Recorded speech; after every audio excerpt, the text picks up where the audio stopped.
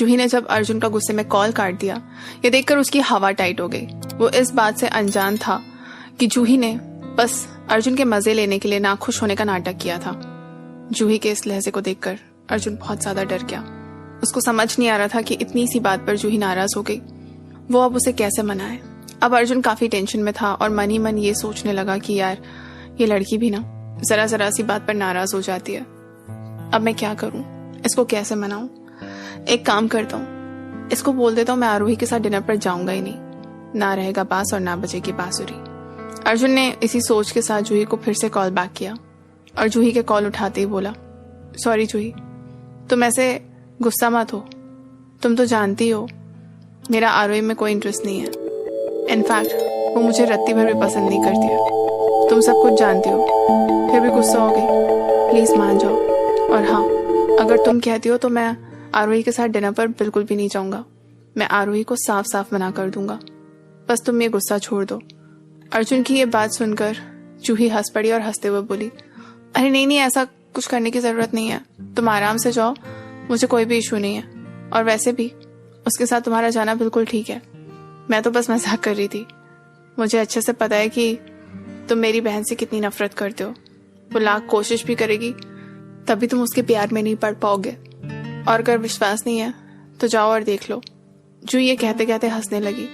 अर्जुन ने जैसे ही जूही की ये बात सुनी वो गुस्से में बोला, तुम कितनी बड़ी बेवकूफ हो ना। अच्छे खासे आदमी को हार्ट अटैक लाकर मार देंगे किसी दिन, तुम्हारे ये मजे।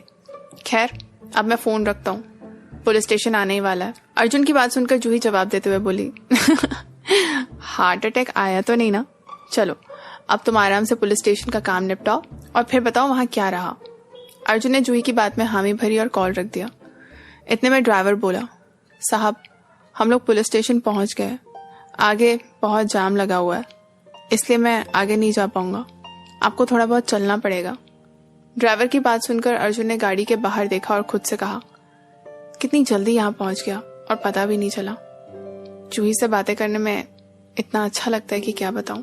यही सोचते सोचते वो गाड़ी से उतरा और बाहर का मंजर देखकर वो काफी हैरान था। बाहर लोगों का हुजूम इकट्ठा था। जहां तहां उत्साहित लोग पुलिस डिपार्टमेंट की जयकार करते नजर आ रहे थे। सबके हाथ में प्ले कार्ड थे। आज शहर की पुलिस के हाथों हुए पांडु रंगीला के एनकाउंटर से खुश लोग सड़कों पर उतरकर पांडु रंगीला की मौत का जश्न मना रहे थे। चारों तरफ जश्न का माहौल था। लोगों ने अपने हाथों में डीआईजी साहब, इंस्पेक्टर पांडे और इंस्पेक्टर मनन के कटआउट्स भी ले रखे थे। वहां जितनी भीड़ मीडिया के पत्रकारों की थी, उतना ही हुजूम आम आदमियों का भी था। लोग पांडु रंगीला के एनकाउंटर को लेकर इतने ज्यादा एक्साइटेड थे कि कहीं पर आतिशबाजी हो रही थी तो कहीं पर ढोल नगाड़े बज रहे थे। इतनी भीड़ से निकलकर पुलिस स्टेशन के अंदर जाना आसान नहीं था, पर अर्जुन ने भीड़ को चीरते हुए पुलिस स्टेशन के अंदर की तरफ कदम बढ़ाया। उसको गेट पर भी एंट्री मिल गई क्योंकि उसे स्पेशली इंस्पेक्टर पांडे ने बुलाया था। जैसे ही अर्जुन ने पुलिस स्टेशन में कदम रखा, उसे देखकर कांस्टेबल सुप्रिया आगे आई और बोली, प्लीज सर, दिस वे। अंदर और अर्जुन से हाथ मिलाने के लिए हाथ आगे बढ़ाया। हाथ बढ़ाते हुए वो बोले, hello gentleman, I am Sudhir Vashisht, DIG of your region. Arjun ने भी अपना हाथ आगे बढ़ाया और हाथ मिलाते हुए कहा, hello sir, nice to meet you, I am Arjun. DIG साहब ने अर्जुन को बैठने का इशारा किया और बोले, भाई काफी कमाल के बंदे हो तुम, बहादुर भी और समझदार भी। इंस्पेक्टर पांडे तुम्हारी काफी तारीफ कर रहे थे, तो हमने कहा भाई अगर आपके यहाँ कोई इतना होनहार भी है तो हमें मिलवाइए। तो बस आपको तकलीफ दे दी। I hope you don't mind this. Arjun ने मुस्कुराते हुए डीआईजी साहब का जवाब देते हुए कहा, नहीं नहीं sir, no issue, in fact I am glad to meet you. Inspector Pandey बीच में इंटरप्ट करते हुए बोले, सॉरी सर, बीच में बोल रहा हूँ। दरअसल जिस वक्त टीना का एक्सीडेंट हुआ था तब यही उसको अस्पताल लेकर भागे थे और उन्होंने ही अब तक का उसका इलाज का पूरा खर्चा भी उठाया है। और ये तो इनकी अच्छाई का सिर्फ एक किस्सा है। ऐसी तो कई कहानियां हैं जिनमें से शायद आधे से भी कम हमें पता है। डीआईजी साहब मुस्कुराते हुए बोले, how you such a gentleman, proud of you. Arjun को डीआईजी साहब से अपनी तारीफ सुनकर काफी अच्छा लग रहा था। वो मुस्कुराते हुए बोला, thank you so much sir. DIG साहब ने खुद वहां टेबल पर रखे कप में चाय परोसी और अर्जुन को लेने के लिए कहा। अर्जुन अब 7वें आसमान पर था। उसको ऐसा ट्रीटमेंट मिल रहा था जो उसे काफी अच्छा लग रहा था। इधर ये लोग बात करने में लगे हुए थे।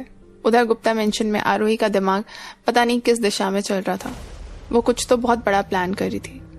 अर्जुन भी इस बात को लेकर चौकन्ना था कि आरोही का यूं अर्जुन को डिनर पर ले जाना कोई नॉर्मल बात नहीं है।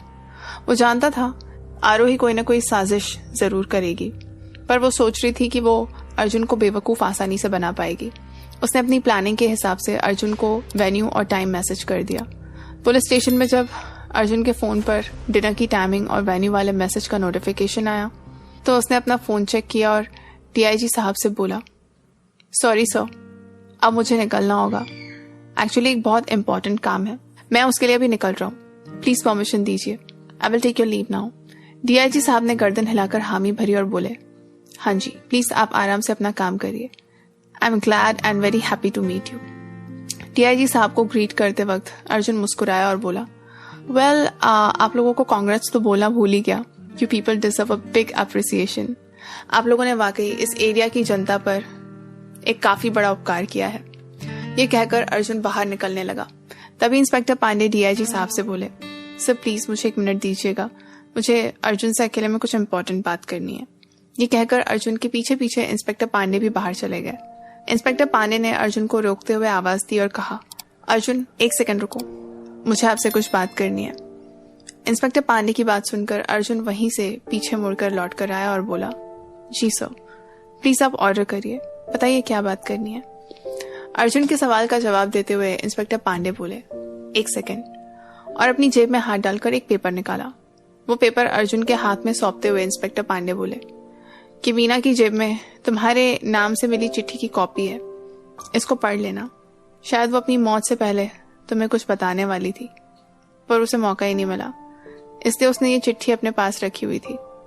इंस्पेक्टर पांडे के हाथ से अर्जुन ने वो चिट्ठी थामी और कहा, thank you so much sir, आप हमारी जितनी मदद करते हैं उसके लिए जितना थैंक्स बोला जाए उतना कम है।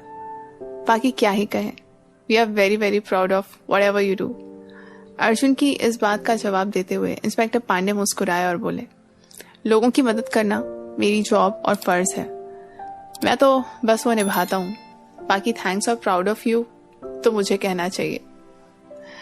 बाकी चलो बाद में मिलते हैं, अभी साहब भी अंदर बैठे हैं। ये सुनकर अर्जुन ने कहा, जी बिल्कुल, आप जाइए। और ये कहकर अर्जुन वापस अपनी गाड़ी की तरफ चल पड़ा। उसके हाथों में मीना की जेब से मिली एक चिट्ठी की कॉपी थी, पर उसके दिमाग में कई सवाल थे। आखिर मीना की इस चिट्ठी में क्या है जो वो मुझे बताना चाहती थी? क्या होगा जब अर्जुन वो चिट्ठी पढ़ेगा? आगे क्या होगा? जानने के लिए सुनते रहिए जमाई जोरदार।